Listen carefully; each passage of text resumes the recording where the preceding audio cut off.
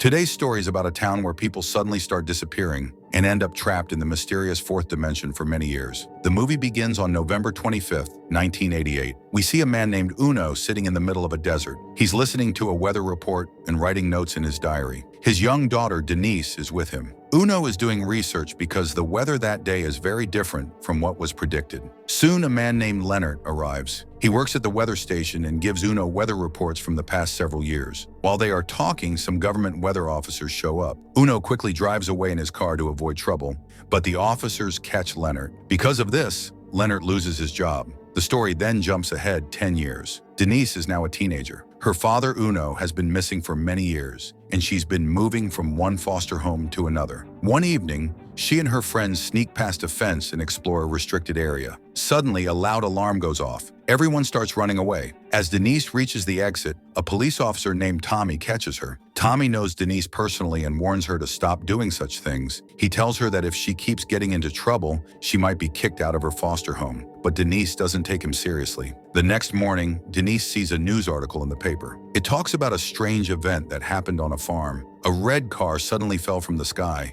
Denise is shocked because she recognizes the car. It looks exactly like her father's old car. She runs to Tommy and tells him she wants to go to the farm because she's sure the car belongs to her dad. But Tommy tells her that she's just imagining things because she still misses her father. He says the car can't possibly be her dad's. Still, Denise doesn't believe him. That night, she sneaks out and goes to the farm on her own. She hides from the police and manages to get close to the car. Inside the car, she finds an old cassette tape with her father's favorite songs. This makes her even more sure it really is her dad's car. The next morning, Denise goes to a place called the UFO Association. This is a small group of people who collect and study reports about strange things like UFOs, aliens, and time travel from around the world. Inside, Denise looks around and notices an old newspaper article pinned on the wall. It tells the story of a plane that vanished over the Baltic Sea years ago. No one ever found it, and it's still a mystery. Soon, Denise meets the members of the association.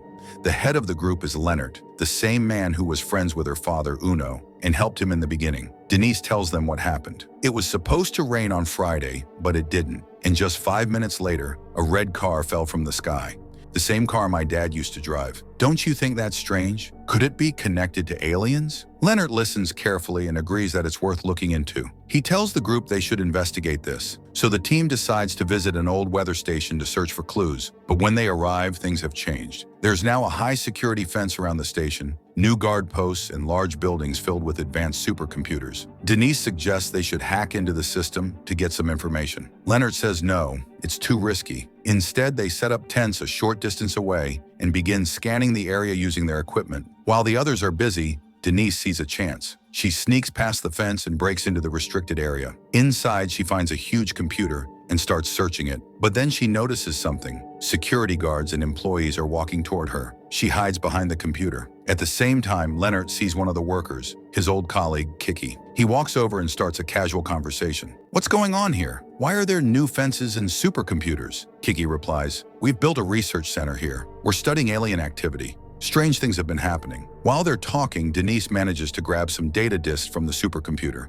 But now she's stuck. There's no clear path for her to escape. Leonard quickly realizes what's happening. To help her, he jumps into his car, crashes through the front gate, and drives inside. Denise jumps into the car just in time. But now security guards chase after them. Suddenly, something huge sparks behind them and explodes, sending a shockwave through the area. The loud blast distracts everyone. And in the chaos, Leonard and Denise escape with the data. Inside the car, Leonard quickly asks Denise, "Check what's on the data disk. Tell me what you find." Denise plugs the disk into her laptop and starts reading the files. She discovers that the data contains unusual measurements of a gravitational field. She looks surprised and says, "These equations, they're just like the ones my father used to write in his notebook." Leonard nods. He explains, "Your father, Uno, always believed the weather reports from the weather department were wrong. Not by accident, but because something was interfering with Earth's gravity. Rain would never fall on the day it was supposed to. He thought someone was tampering with gravity itself, not something a regular person could do. Maybe something much bigger, something alien." Uno had been researching this for years, even while the police were watching him. Just then, something strange happens. A bright red light suddenly appears in the sky above them. Shocked, they start following the glowing light in their car. It moves quickly, as if guiding them somewhere. But then, without warning, the light vanishes into thin air. Confused and unsure what they just witnessed, they wait around the area for a while, but nothing else happens, so they decide to return home for the night. The next morning, the police arrive at the old weather station to investigate the break-in. Tommy and Kiki are there too. Tommy watches the security footage and begins to suspect that the people from the UFO Association were involved. Kiki, however, seems less interested in catching anyone. She just wants her missing data disk back. Meanwhile, Denise is in her room, scanning the disk again. That's when Tommy knocks and comes inside. He questions her. "Where were you last night?" Denise calmly replies, "I was at my friend's house. You can call him if you don't believe me." The two of them argue for a bit. Tommy's clearly worried, but Denise refuses to tell him the truth. Eventually, he gives up and leaves. As soon as he's gone, Denise heads straight to the UFO Association. She bursts in and says, "I've gone through the whole disk. Kiki has been tracking gravitational anomalies, like signs of aliens and time travel. And she started this research right after my dad disappeared." Everyone in the room becomes tense and alert. They realize something much bigger is going on. But before they can talk more, they hear police sirens outside. The police are coming for them. Without wasting time, the group slips out through the back door and rushes to Leonard's home, which is located inside an old junkyard. Once they're safely inside, Leonard hands something to Denise. It's her father's old notebook. Inside are pages filled with strange equations, notes, and ideas, the very heart of his research. After seeing the strange red light in the sky the previous night, Denise and the UFO Association team decide to investigate further. They split into smaller groups and begin asking local people if they've seen anything strange or know about anyone who's gone missing recently. To their surprise, they gather a lot of information. Many people have seen odd lights or experienced unusual events, and all of them happened in the same area. Denise carefully marks every incident on a large map. After some time, she's able to pinpoint the exact location where most of these strange things have taken place. It's like all the mystery is leading them to one central point. Meanwhile, a man named Gunnar is watching Denise closely. He doesn't trust her. Leonard tells him, "Why don't you just help us instead of chasing her?" But Gunnar refuses to join them. Instead, he secretly calls the police and asks, "What's the update on the red car you recovered?" Back with the group,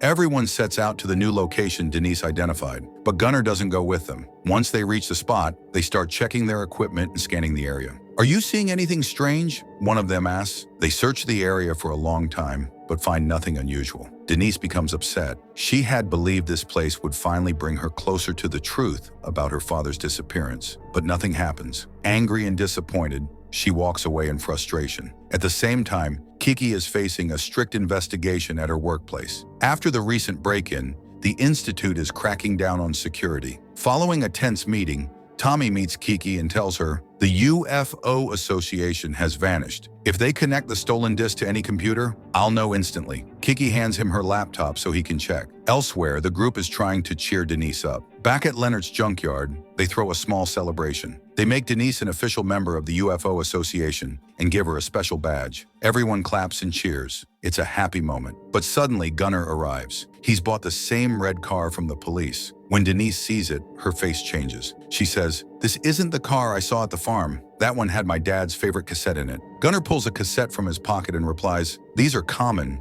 You can buy them at any flea market. That car didn't fall from the sky. Everything you said was made up. Your father didn't vanish. You're just imagining things." Denise doesn't have any solid proof to defend herself. She's crushed and walks away angrily. Later that night, Tommy is waiting outside her house. He hands her Kiki's laptop and says, "Find the IP address of the computer that connected to the missing disk. If you can do that, we'll find out who's hiding it." Denise, who's a skilled hacker, agrees and takes the laptop, but instead of tracking the IP address, she copies more important data from Kiki's files onto her own device. Then she gives the laptop back to Tommy and says, "I couldn't get access," and goes inside. Tommy turns to leave, but then notices something on the ground. It's Denise's UFO Association badge, which had slipped out of her pocket. Realizing the truth, Tommy understands that Denise is working with the UFO group. He quickly turns back to confront her, but Denise is already gone. After copying the new data, Denise rushes to the UFO Association headquarters and plugs it into the computer. As she scans through it, she finds something shocking.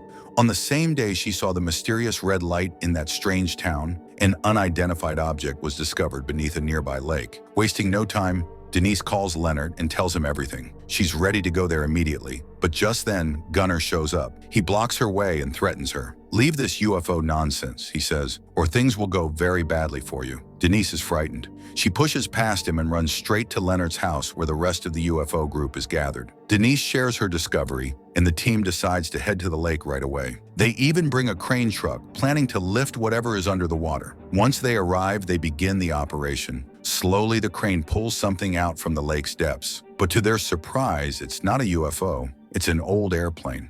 Just as they start lifting the plane, something goes wrong. The crane truck malfunctions, its support breaks, and the machine tips over. It's a dangerous moment, but luckily no one is seriously hurt. Still, the damage is done, and the mood shifts. Denise is crushed again. She had hoped this discovery would bring her closer to finding her father, but instead it feels like another dead end. Frustrated, she lashes out at the group. "You call this research? You don't even have proper equipment. You're wasting everyone's time." The association members are hurt and angry by her words. Quietly, one by one, they walk away. At that moment, the police arrive and arrest Denise for trespassing and interfering with the investigation. They also take custody of the recovered airplane. As the police drive her away, Denise looks out the car window and something clicks. That plane, it's the same one from the newspaper article she saw at the UFO office. It disappeared years ago over the Baltic Sea. Suddenly, everything connects. "Stop the car!" she shouts at Tommy. Tommy refuses. "You're imagining things again, Denise." They argue. The car swerves out of control and crashes. Luckily, no one is hurt. Denise sees that Tommy is okay, then quickly escapes from the scene. She runs back to the UFO Association and finds the team. Out of breath and full of emotion,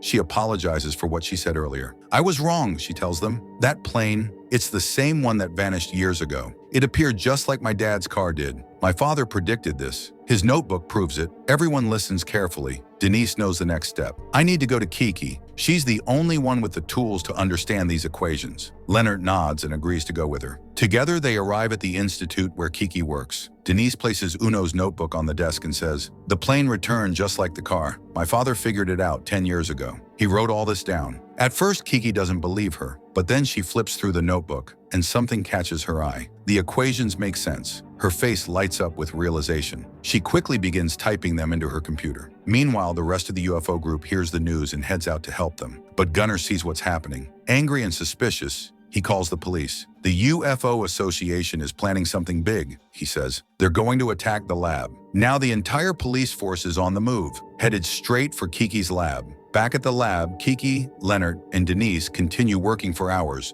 trying to make sense of the data. Finally, Kiki solves it. Her eyes light up and she turns to them saying, "This isn't just a normal gravitational anomaly, it's an Einstein-Rosen bridge." She explains that according to Einstein's general theory of relativity, two black holes can be linked by a wormhole, a shortcut through space and time. It's like folding the universe so two distant points touch. "That's what happened here," she says. "Someone opened a wormhole. That's why Uno's car and that airplane disappeared. They were pulled through it and trapped." Denise is stunned. "So, my father's disappearance, it wasn't random. He got caught inside the wormhole." Kiki nods, ready to explain more. But suddenly there's a loud knock on the lab door. The police have arrived. Denise quickly grabs a hard drive and begins copying the data. But just as she's about to run, Tommy blocks her path and smashes the hard drive right in front of her. The files are destroyed. The police arrest Leonard and Denise and bring them outside. But just then, another vehicle screeches to a halt between the police cars. It's the UFO Association. They've come to help. Chaos breaks out. The police start firing. The association members scatter, drawing the officers away. Amid the confusion, Denise notices something. It's the red car, her father's exact car, the one that had vanished into the wormhole years ago. She and Leonard jump into the car and speed away. The police chase after them. As they drive, Denise explains, "The wormhole didn't just send things randomly. It placed the car inside a dam and the airplane in the lake. It moves objects across time and space, but only at very specific points." To escape, Denise drives into a multi-level parking structure. She heads to the top level, hoping to hide. But Tommy's already there, waiting for them, gun drawn. With no way out, Leonard says something wild. "If this car really enters the wormhole today, right now, then we don't have to be afraid. If we jump, we won't die. We'll travel through it." Denise takes a breath, grips the wheel, and hits the gas. The car flies off the edge of the parking structure, but instead of crashing, it vanishes into thin air. Tommy stands there shocked, watching the empty air where the car should have fallen. Then red lightning flashes across the sky. A glow spreads across the city. The wormhole has opened. Inside the wormhole, the car reappears, now falling into the dam's waters. Denise and Leonard have made it through, but the journey doesn't stop. The wormhole's gravity is still pulling them. It drags them through space and time again, until they land in a vast frozen field covered in snow. It looks like another world, maybe another planet. Leonard is badly hurt from the jump. As Denise stands in the snowy field, she suddenly sees a bright, glowing light ahead. It's coming from the wormhole, huge, powerful, and shining like a sun through the mist. Something, or someone, is emerging from it. Then through the light, she hears a voice. "Denise, hurry! You have to leave now! The wormhole is closing!" She looks up and can't believe what she sees. It's her father, Uno. Tears fill her eyes. She runs toward him. After all these years, he's alive. She's just a few steps away when she glances back and sees Leonard, still lying on the ground badly injured. She stops. She turns to her father and shouts, "Wait, just 2 minutes." Without hesitation, she runs to Leonard, lifts him with all her strength, and drags him back toward the dam, toward the wormhole. But suddenly there's a loud explosion. The red car bursts back through the shimmering wall of light, racing past them. The force of it throws Denise and Leonard backward. They fall into the snow again. The glowing light begins to swirl, and in the next second, it pulls them back in. Everything flashes red, then silence. The wormhole is gone. Denise and Leonard open their eyes. Everything looks different, but familiar. A man on horseback rides toward them in full medieval armor. For a second, they're terrified. He shouts, "Welcome to the 14th century." Leonard blinks, confused, until he notices something odd. The man takes off his helmet, laughs, and says, "I'm just an actor. You're at our historical reenactment village." They laugh in relief. They're home. In fact, they're exactly back in 1998. Denise rushes Leonard to the hospital. Once he's safe, she calls the rest of the UFO Association and shares the entire story. Everyone is overjoyed. They had been missing for 2 full days, but Denise and Leonard had only experienced 30 seconds inside the wormhole. A few days pass. Denise recovers and returns to work, only now with a new mission. She begins deeper research into how these wormholes appear and how to open one again. She needs to know, where exactly is her father now? Another world? Another time? With new hope in her heart, she begins working on a bold new project. One day, she promises, she will bring her father back. And with that, the story ends. Thanks for watching. See you in the next one. Bye-bye.